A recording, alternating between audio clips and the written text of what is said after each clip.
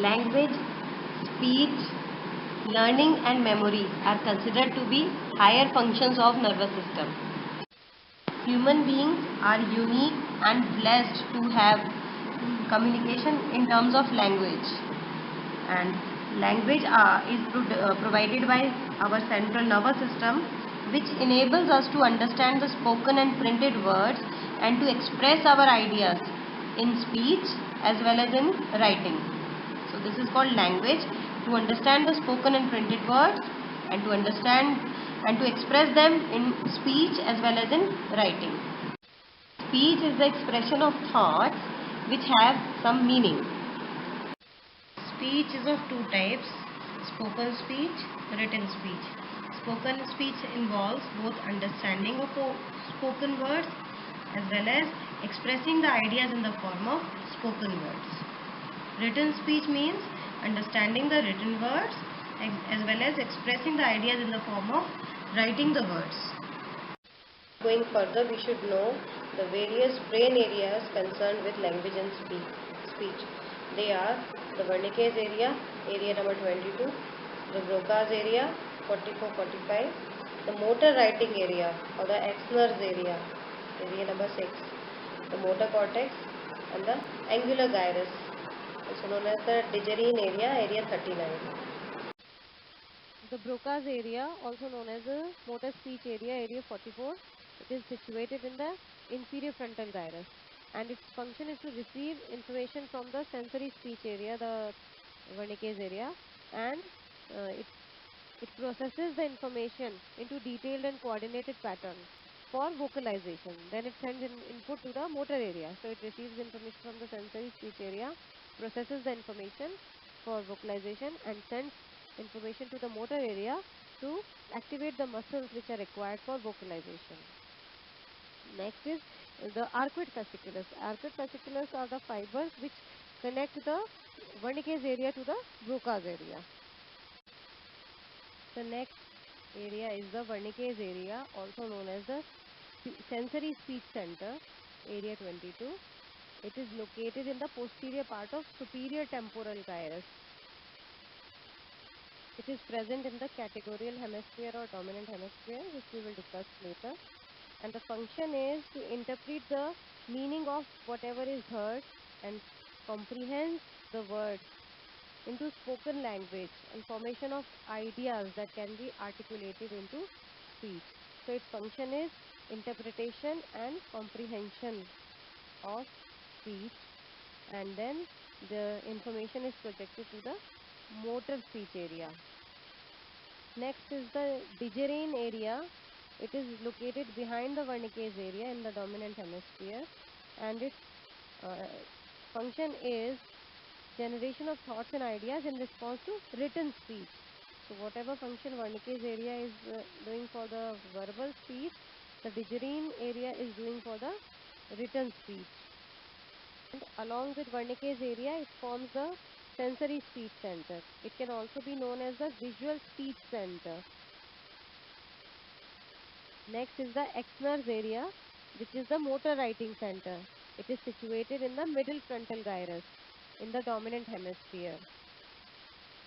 Function is to receive information from the Broca's area and process it into detailed and coordinated pattern, and along with the motor cortex initiate the appropriate muscle of hands and fingers to produce written speech.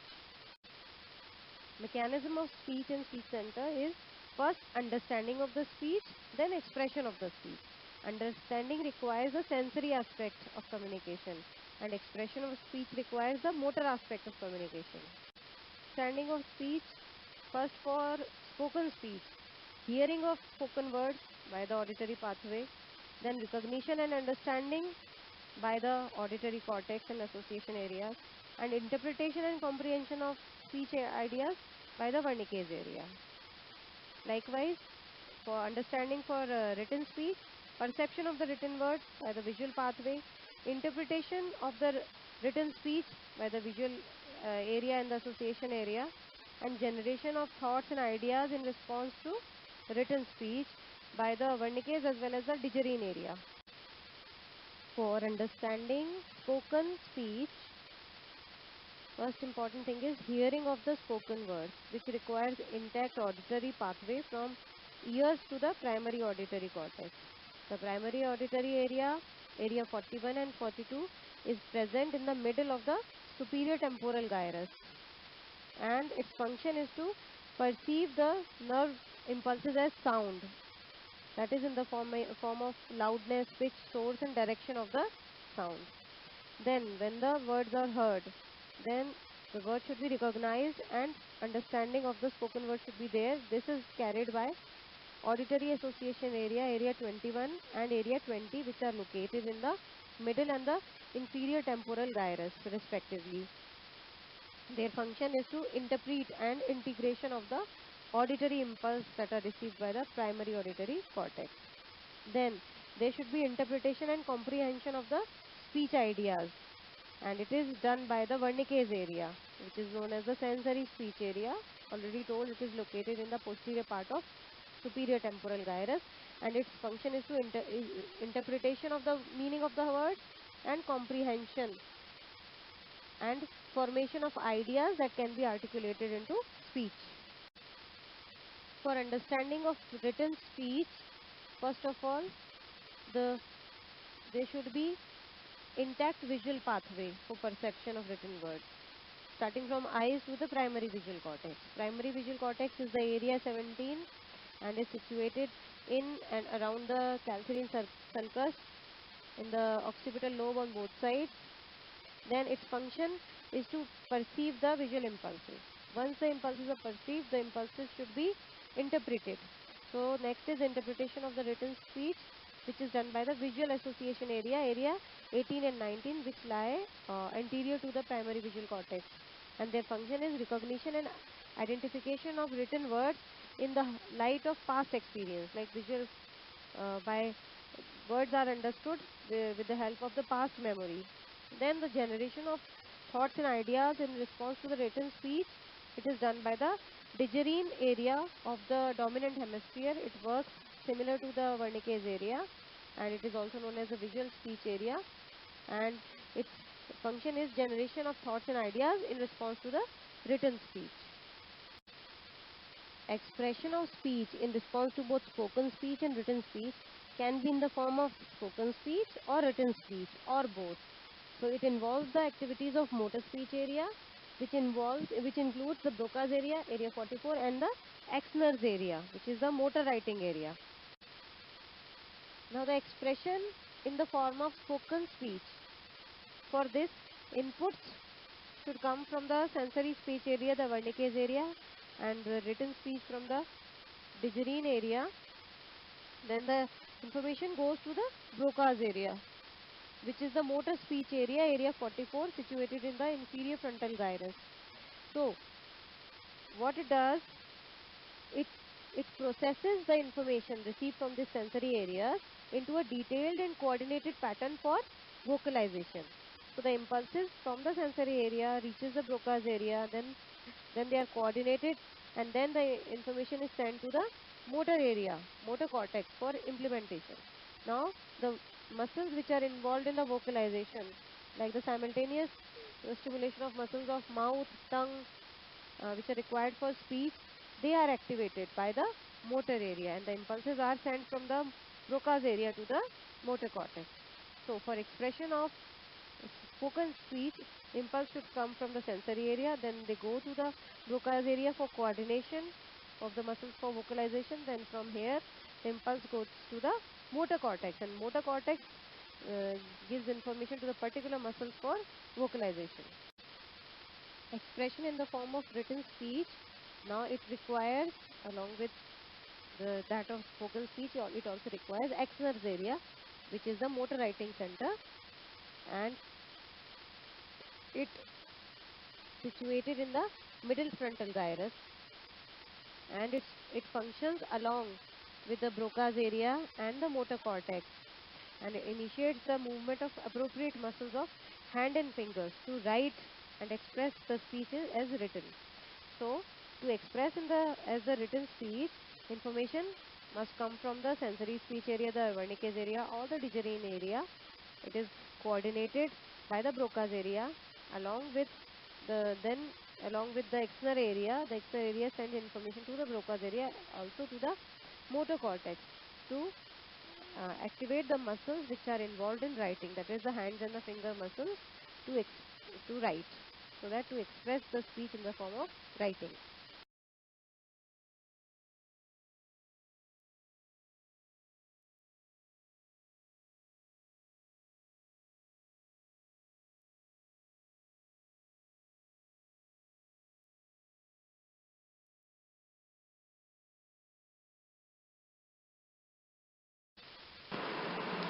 The ability to understand or express speech as spoken or written is highly developed in one hemisphere, and this is known as dominant hemisphere or categorial hemisphere. So the interpretive function of Wernicke's area, angular gyrus and frontal motor speech area, they are more developed in the dominant hemisphere. 90% in 90% of the subjects, left hemisphere is the categorial hemisphere, and 70% of the left-handed people also have left hemisphere dominance. The area in the non-dominant hemisphere that corresponds to the Wernicke's area is also involved in language functions like understanding the emotional content and intonation of the spoken language. It is equally important in understanding and interpreting the non-verbal, visual and auditory experiences such as recognition of faces or visual patterns and interpretation of music.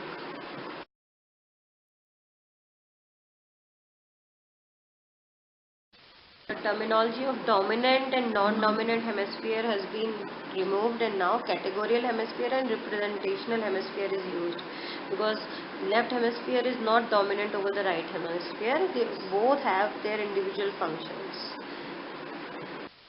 So in most of the right-handed person, the left hemisphere is the categorical hemisphere, and its functions are right-handed control, the spoken language, the written language, that is the speech, the mathematical skills, scientific skills and reasoning. And in most of the of right hemisphere in right-handed person, now this right hemisphere is known as the representational hemisphere. Its functions is left-hand control, music awareness, art awareness, three-dimensional awareness, imagination and insight.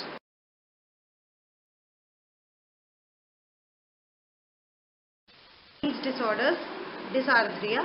Dysarthria is a disorder of speech in which the articulation of word is impaired, but the comprehension of spoken and written speech is not affected. This can occur due to paralysis, yani weakness and incoordination of the muscles involved in articulation of speech, like the lesions of pyramidal tract, cranial nerve lesions, cerebellar and basal ganglia lesions. Speech disorder, aphasia. Aphasia means inability to understand spoken or written speech or inability to express spoken and written speech in the absence of mental confusion or any mental deficit. It can be sensory aphasia, motor aphasia, global aphasia, and the other type is anomic aphasia.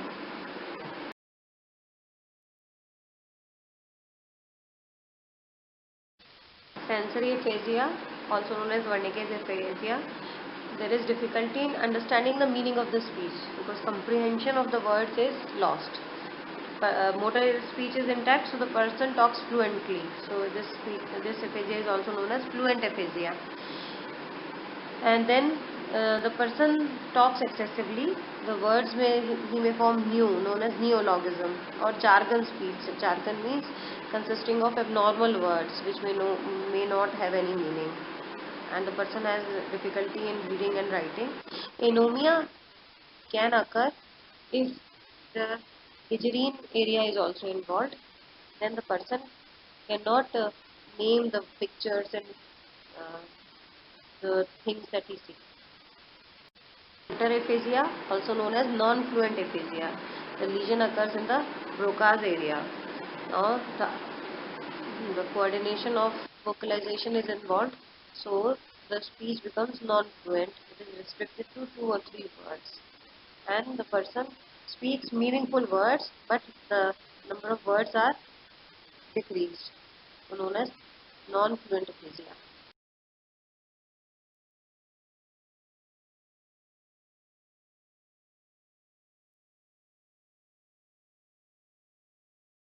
Genomic aphasia occurs due to lesion in the angular gyrus, that is the digerine area. So he finds difficulty in understanding the written language and the pictures.